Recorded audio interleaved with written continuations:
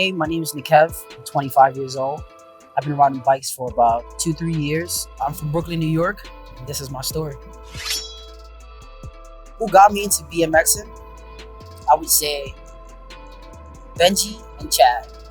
These two guys, bro, I grew up in Brooklyn, right? On Flatbush.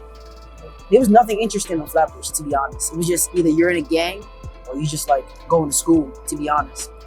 And my first time ever seeing BMXing was Chad jumping over this it's a regular cone, but to me it felt like it was 4 feet high or some shit.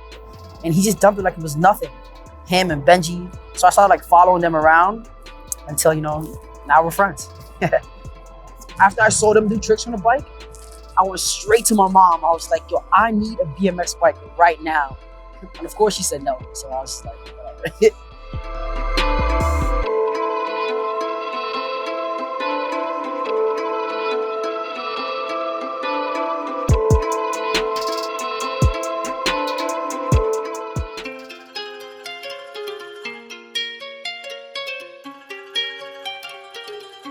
So I bought a Mongoose bike from Kmart just so I could follow them around.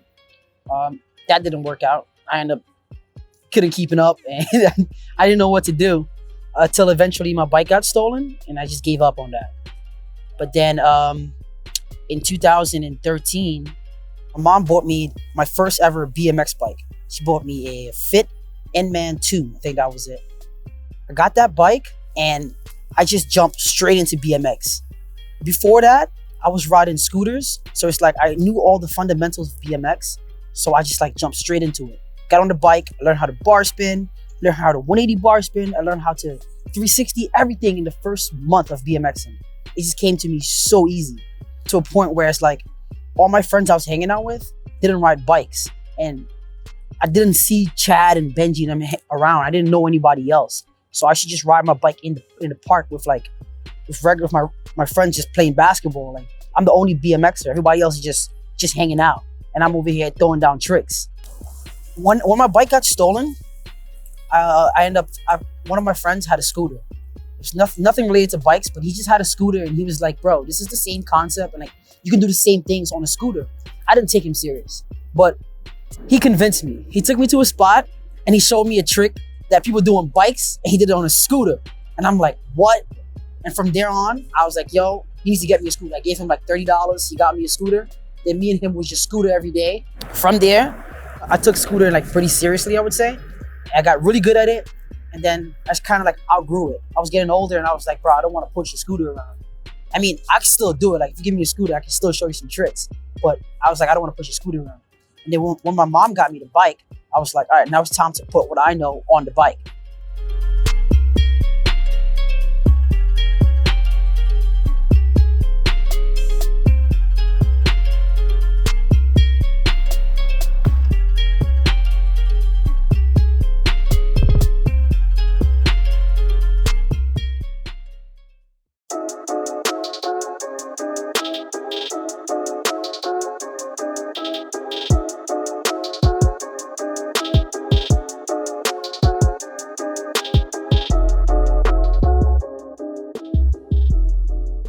First trick I learned in BMX was a foot jam G-turn. Yeah. It's when you go for a G-turn, but you cannot lift the back completely around because you're just not strong enough. You don't know what you're doing.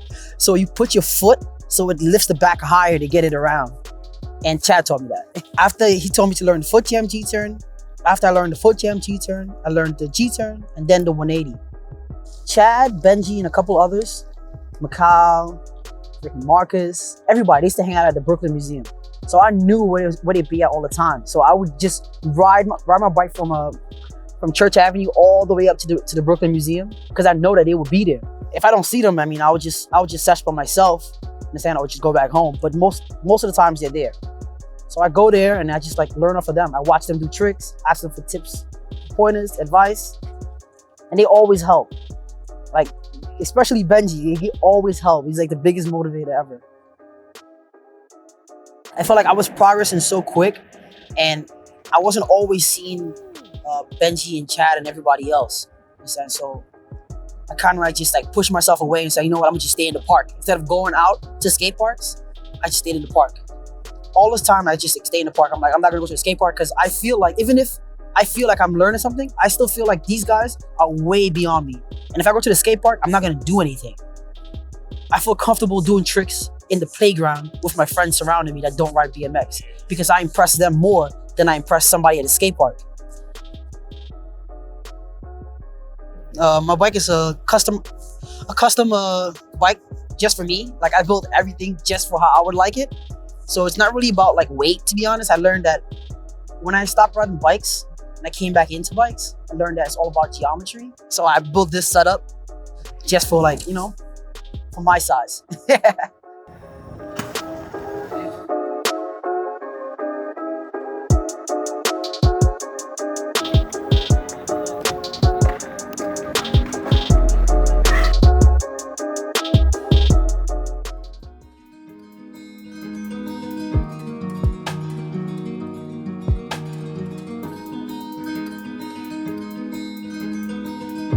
The trick that took me the longest to learn is tailwhip.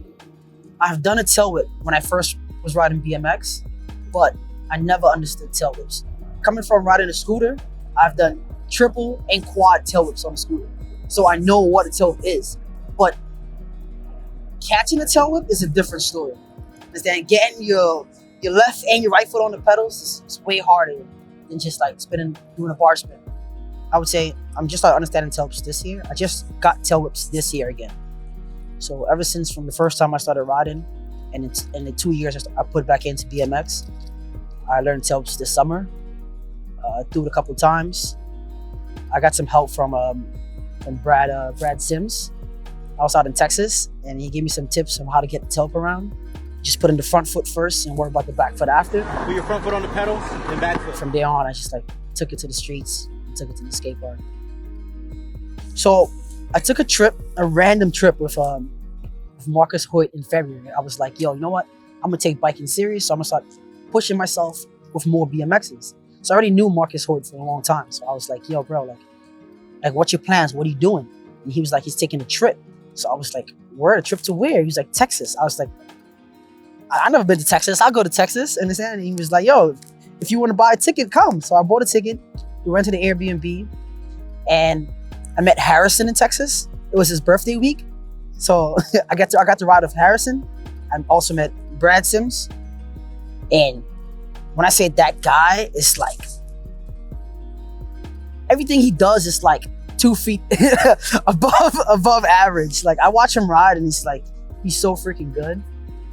I met a couple of other riders there as well too. But he gave me just the best advice for tailwhips that I didn't understand. Let's go. The worst fall I ever got. Sheesh. I had a lot of injuries this year. So it's like right now it's all about comparing falls.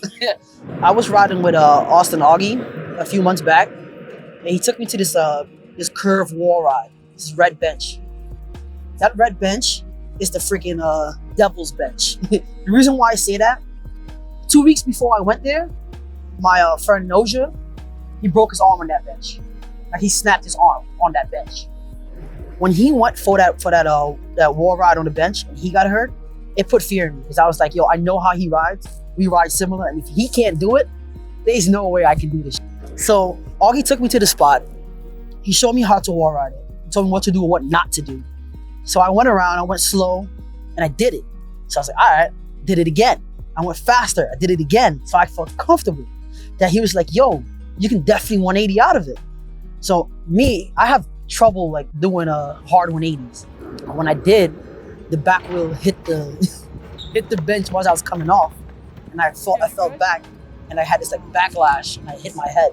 I tapped my head, and I was like, I'm gonna ride with a helmet after that day. The next day I put a helmet. The day after I took the helmet off.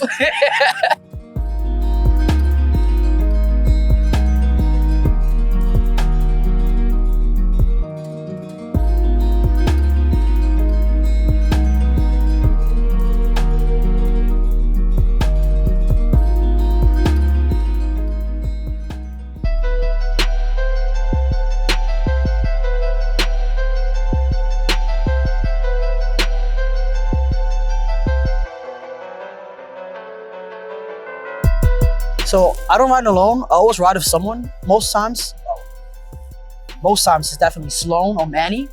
They're the first guys to hit me up like, yo, we riding, and I'll go out and ride. And of course, I'll see everybody else come to the skate park, and I'm down to ride with anyone. So it doesn't really matter. You can be a beginner, you can be a pro, it doesn't matter. I have fun with whoever I'm riding with. I've been in the BMX scene for a long time. Just that like I stepped out of it. Like if I had stayed in the BMX scene from 2012, I mean, wow. Yeah, who knew where I would have been right now? But I don't regret that because I had like other things to worry about. But I'd say it's a good way to take a break and to realize what you really want to do and what makes you happy.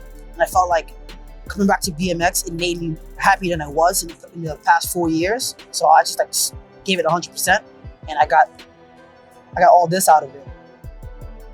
When I ride, it's like I try to create. I feel like an artist in a way. I look at things differently, and I know I look at things differently. Like no one can tell me they look at things the same way I do. Understand? Because I've rode with a lot of people, and I showed them things that they can do that they didn't know they can do, just because I look at things differently. And I feel like that's the reason why a lot of people, they like to ride with me, understand? Because I push them to the limits, and I tell them like, yo, if you got this, you can do that.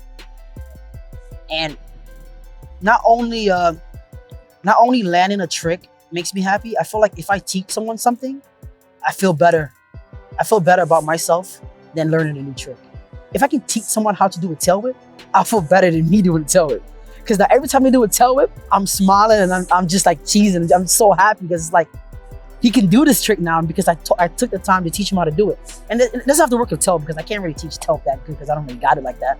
But like just bar spin, any simple trick, any basic trick, a 360, a 180, doesn't really matter. It gives me joy inside just to see that somebody younger, understand, just passing it down, because I remember who taught me, understand, like that's what I learned from them. And I just hope that a younger rider could become a pro and go like, yeah, I started riding bikes because of Nickev. Understand? Places I've traveled with BMX. I took my bike to Spain last year October with my cousin and friend. They don't ride BMX. I just went with them. Understand? My friend rented a bike. I brought my BMX bike. I went to happy bike shops. I met a couple dope BMX riders. Like riders just like, sheesh, these guys are so good over there. Like when I say so good, like they do things that I wish I could do. And because from that trip in Spain, it opened my eyes up to BMX. And from that day, like from the minute I came back, I started going much harder in BMX. And that was the beginning of 2020. So I tried snowboarding. I can't even say I tried it. It was 5 minutes into snowboarding. 5 minutes down the hill, popped my shoulder out. So that's something I have to go back into, but I love extreme sports. So right now I ice skate, like in the winter when it sounds like this, I go ice skating. I can do all these like, spin moves and stuff like that on ice skating. It's pretty fun. But I've been doing that for a long time. Like every winter I will go with my friends to the ice skating because nothing else to do. I still look up to Chad because he's doing well. He's a really good rider. A lot of people that used to ride in 2012 don't ride anymore. We got Nigel. Nigel's killing it. Understand? He's taking BMX to a whole nother level. There's a couple other riders that I do like look up to, like Billy Perry. He's doing his YouTube thing, and it's like, bro, like I met Billy Perry this year. Such a cool guy. Austin Augie, met him this year as well too. I can't even, on the top of my head right now, I can't even name, but I met a lot of people that's like, they're the reasons why I keep riding, because I see what they're doing. Understand? I'm trying to follow after them in a little way, taking all the tips they're giving me, like from their mistakes, trying to learn off of that to achieve something better. I give a shout out to Mesero Bike Shops for always giving me my parts, and of course Tyrone, the shop. That's the #1 spot, first spot I've been to. Aside from bike shops, people, and yo, the name goes on. I could, I have too many names, understand? Like, you guys know who y'all are. For me, I show love to everyone, to all of you guys. I always support you guys, make sure you guys doing good. I have too many names to give shout outs to.